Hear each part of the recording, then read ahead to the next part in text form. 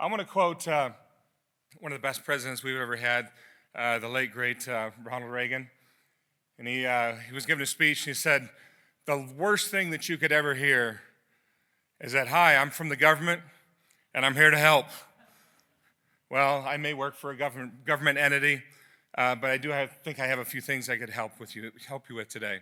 So we want to take a look at increasing the flow of technicians in the collision industry. And as you know, we have a huge problem. I think we could call it a crisis, correct? Of a lack of people entering into the industry. Well, there is a source, there's a tap that we can tap that I think, I don't know if I couldn't say nationally, but maybe it's largely untapped. And so I want to just throw out a challenge today of that source and how you can actually tap into that source. So Gen Xers, most of us in this room are kind of Gen Xers, and some of us are boomers, Aaron, and so a little bit older. So I remember back when I was a kid, my dad had a Mazda RX-4 station wagon, a little rotary-powered car, and he said, son, I got a car for you. All you got to do is yank this engine out and put this other one over here in it. And I said, so let's get at it. He said, just make sure everything's clear around the engine, and then we can yank the other one out. So about a month of working on this, I cut heater hoses, and I cut the throttle cable, and I cut all these things to make sure that we could get access and get this engine out. And my dad came out to check on the progress. He said, son, what are you doing? You just cost us so much money. And I'm like, well, you said. And then I got the quick kick to the backside with the pointy cowboy boots. And I can still kind of feel that a little bit. Well, my dad's generation had a way of getting their point across. And the way that we all grew up was we had grit, and we would work hard, and we would do whatever it takes to persevere and to work through and to accomplish the task, right? And so I remember kind of at that point thinking, you know, I've still got that same kind of grit, but I think I'm going to treat my children maybe just a little bit different. I'm going to raise my kids a little bit different. And so I think I did, and I think I was great. I got two young boys that are both adults now, and they're adulting. One's in college for engineering, and the other's got a family, and he's working hard. And so I feel like I did a pretty good job, but I treated them a little bit different. And I always see my oldest son. I should have put a couple pictures up here. That would have been great for you guys. But I have two young grandchildren now, two little girls, and they are the most beautiful thing in the world. And I see my son treating them a little bit differently than maybe that I treated him and raising him. And so what I see is there's this little bit different change as we go through the different generations and cultures, but I think the same grit and the same work ethic is still there. And so I really want to dispel this idea that this next generation, the Gen Z and the millennials, that they don't want to work hard. They just want handouts. They just want everything handed to them. Because I've got 100 students back home in Salem that exemplify just the opposite of that. They are ready to work hard. They're ready to take in everything that you can do to train them up and to raise them up in the way that they should go. And I am so proud of them, and to be able to see them and launch them into the industry and into good paying jobs and actually start a career. The kind of the mantra of my program that I came up with was that why get a job when you can build a career? And we teach and we pour into our students so much that we got to play the long game, because there's so many things that come out that are flashy and meet the need of the moment, and that there's money that can be made right in the moment. But in the long game, as you all know in this room, this is a very profitable and a very respected industry, and there's a lot of money to be made, as well as a nice, fulfilling career.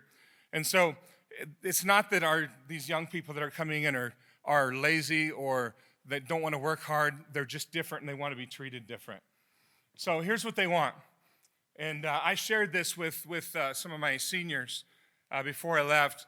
And as I went through these 3 points, they were literally on their chairs saying, go Crays, you go get them.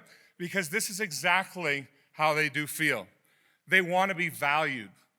Now, does that mean that you need to be a cheerleader and get some pom-poms and, hey, you did a good job blocking that car. Good for you. You're awesome. Hey, thanks for being a part, and giving them a big hug.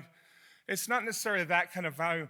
They want to understand that when they did block out the side of that black Porsche and it went out and the owner was just, oh, this is beautiful. It's better than it's ever looked before.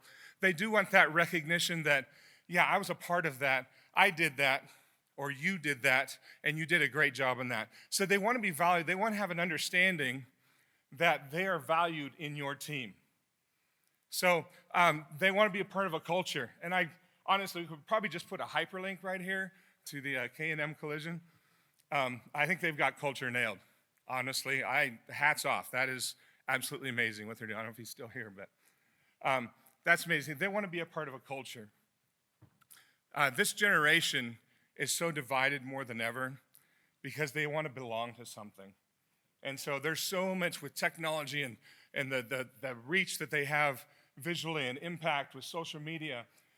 There's so many things that they can belong to, and so they find something, they become a part of it, and it in many ways causes division. In some ways, it brings them together, but they want to be a part of a culture in your shop. They want to know that they're part of a bunch of people that we're all car guys or girls, and that we're into working hard and the profits that go with that, and then playing hard together afterwards. They want to be a part of something that they can belong to.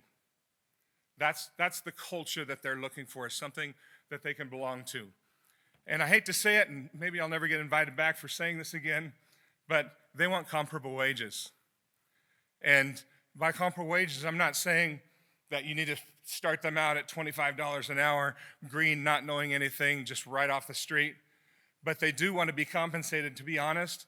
I had a young person that we took to the CIC convention in February, and they received the March Taylor Award and a starter kit, toolbox, and all three of those kids, as soon as they graduated, man, we got them into shops, and they were going strong. Well, one of them, he's like, he's texting me, Crays, I don't know, they say I'm not working fast enough. They had to start out detailing cars. I'm not working, they said I'm not working hard enough, and maybe I'm not doing a good enough job, and well, you know, I don't know if I see a future here. And I'm like, oh my gosh, this is literally one of the best body shops in Salem. They've got it together.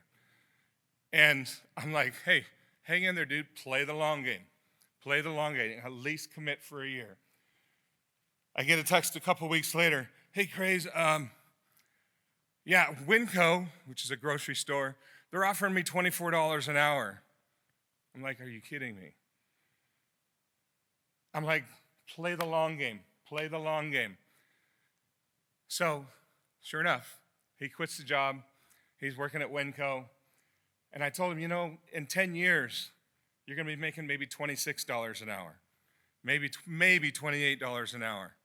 In 10 years, further down in your career, you're going to be making $45, $50 an hour.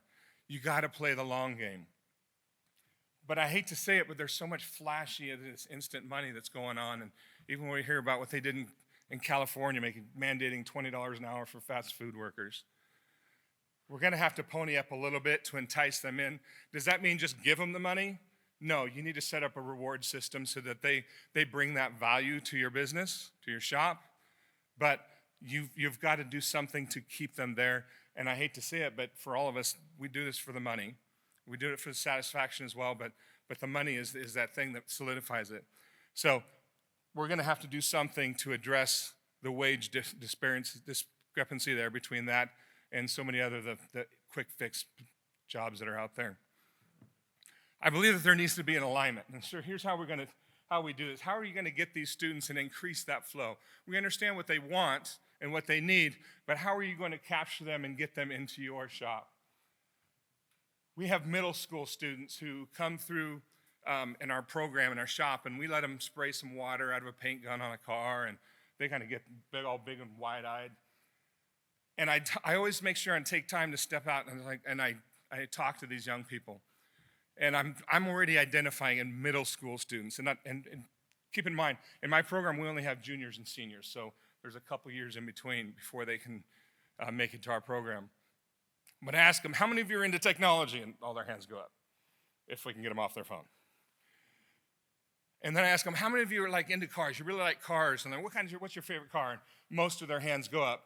I'm like, how would you like to have a career that pays super good, involves technology, and you get to work with cars? And they're just like, yeah, that's cool. And so I bought a bunch of Hot Wheel cars, and I give them a Hot Wheel car and say, look, this is a little something. I want you to go put that home and put this on your dresser. And I want this to kind of be a reminder, there's a career that's waiting for you.